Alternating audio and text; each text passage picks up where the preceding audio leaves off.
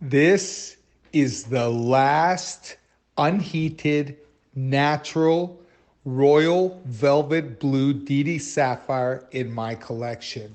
This stone has been at the Gemological Institute of America being researched. I'll tell you why.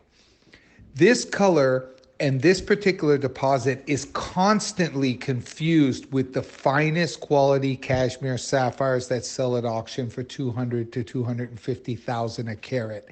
They have very similar attributes. They look similar.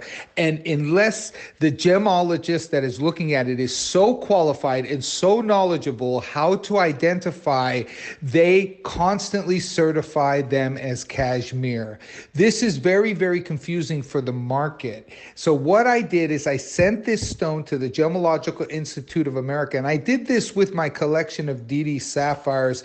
I sent them to multiple labs in Switzerland, to the US. This particular one went to the GIA. That's why it will have a Gemological Institute of America cert, as well as an Asian Institute of Gemological Science cert. It'll have a couple of certificates because it's been used for educational purposes.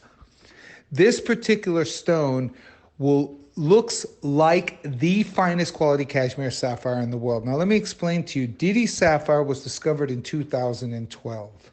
What happened is some guy pulled down a tree, and in the roots of the tree, there were a couple of sapphires. He didn't know anything about sapphires, so he took them to the capital town. When he took them to the capital, some Sri Lankan dealer who buys sapphires in the capital in Madagascar basically bought them for $20,000 from him. This caused the rush of sapphire. So all of a sudden, there was 10,000 people migrating all the way to the Didy National Reserve. Now, this is a national reserve, and it was actually illegal to mine there, but you couldn't stop the fact that this particular guy just made a fortune. He just basically sold for 20,000. That same Sri Lankan guy, which I know quite well, he sold the stones for 600,000, and then the guy who bought them from him sold them at auction for $2 million.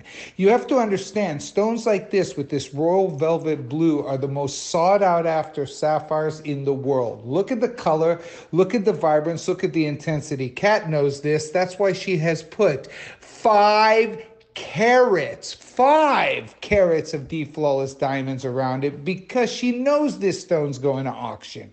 She knows this stone is going to demand huge money. Now, Didy, what happened is the National Reserve, after 9 months, the government came in with the military, shut it down, and there's been no more mining in this area at all. So you have to understand the importance of this discovery. It was very short-lived. I was the first human to go into that area at the time, before the rush, before everything. And I got out a lot of sapphires that were very, very important colors. I sold most of the rough, but I kept the stuff that was important, that was beautiful, that was vibrant. And that is what you're looking at. This is not rare. This is just non-existent. This nobody has. These are rare sapphires. They got the paperwork, they got the documentation, and they are very, very special.